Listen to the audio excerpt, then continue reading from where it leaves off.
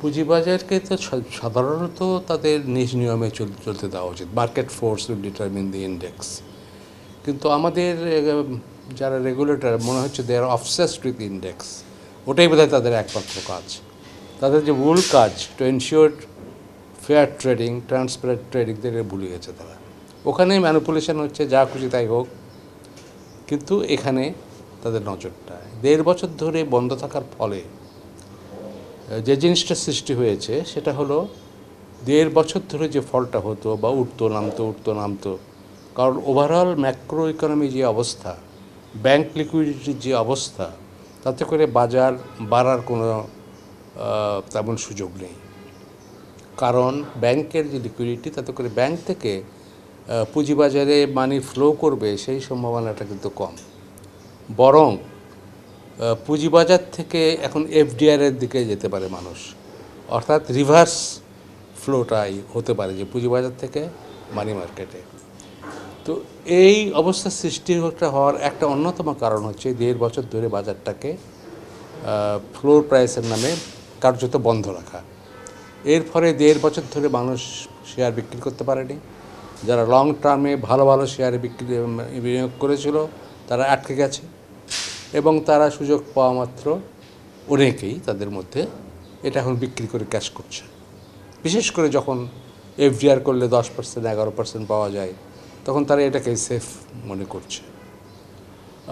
This is one. এই পরিপ্রেক্ষিতে কিন্তু 1.5 বছর ধরে বাজার আটকে রেখে এটার কাউন্টার এফেক্টিভ হয়েছে, অর্থাৎ কার্যত উল্টা ফল হয়েছে, খারাপ হয়েছে বাজারের আরও, এবং দীর্ঘমেয়াদে খারাপ হয়েছে।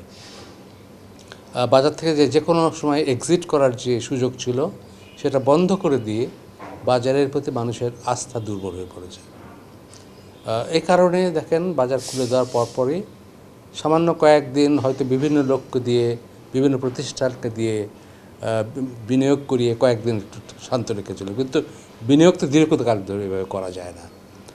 সুতরাং একটা পর্যায়ে এসে বাজার ফল করা শুরু করেছে। আমার মনে হয়, আমার ব্যক্তিগত ধারণা, বাজার যেটুকু ফল করার, এটা আমার ধারণা করে গেছে। এরপরে আরও বাজার ফল করার কিন্তু যুক্তিসঙ্গত কারণ আমি দেখি না, যথেষ্ট ফল করে গেছে। এখন বাজারে যেটা পতন যদি হয় সেটা মানুষের আস্থার অভাবে এবং আতঙ্কের কারণে। সেটা বন্ধ করতে হবে। আদারওয়াইজ ফাইন্যান্সিয়ালি স্পিকিং বাজারের যে একটা বাজার যে পড়ে যাওয়া, এটা আমার মনে হয় যুক্তিসঙ্গত পর্যায়ে চলে এসছে। আর অর্থনৈতিক তেমন কোনো কারণ দেখি না। এই 3% ব্যারিয়ার দেওয়াটাকে আপনি কি পদ্ধতি? এখন যে ব্যারিয়ারটা দিল 3%, ওনারা মনে করছেন যে বাজারটা পড়ে যাচ্ছে, এটা আবার আটকাবে। আগের পলিসি যদিও এবার 3% পর্যন্ত নামতে অ্যালাউ করছে। আমার মনে হয় তাদের ধারণা ছিল এতে করে মানুষের আতঙ্কটা কমবে, বাজারটা আস্থা ফিরে পাবে, বাজারটা পড়া বন্ধ হবে। এবং যদি এটা হতো তাহলে 2-4 দিনের জন্য এরকম একটা আরোপ করাকে আমি এমন কিছু খারাপ মনে করি না। কিন্তু এটা অবশ্যই 2-4 দিনের বেশি কন্টিনিউ করা সম্ভব না, উচিত না। কিন্তু কার্যত দেখা যাচ্ছে যে ইভেন প্রথম দিনেই এটার যে ডিজায়ার্ড এফেক্ট, এটা পূরণ করতে ব্যর্থ হয়েছে। অর্থাৎ এর ফলে মানুষের মনে আস্থাটা আসে নাই, বরঞ্চ মনে হয় মানুষ ভাবছে যে এরপরে বোধহয় আবার আটকে দেয় কিনা।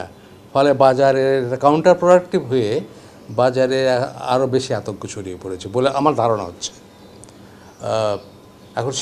এখন রেগুলেটর কীভাবে নেবে আমি জানি না।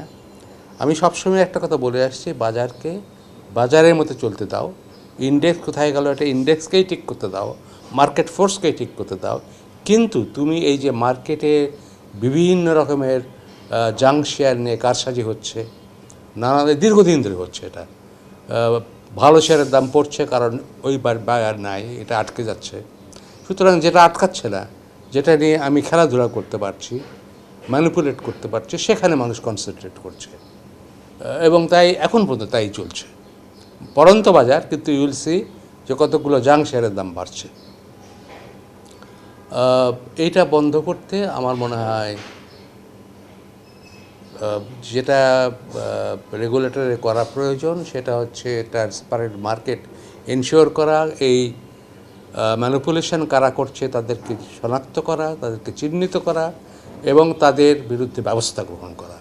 সেটা না করে তারা কৃত্রিমভাবে বাজারকে ধরে রাখার চেষ্টা করছে এবং সেটার সফলতা কতদূর হবে লেটস সি।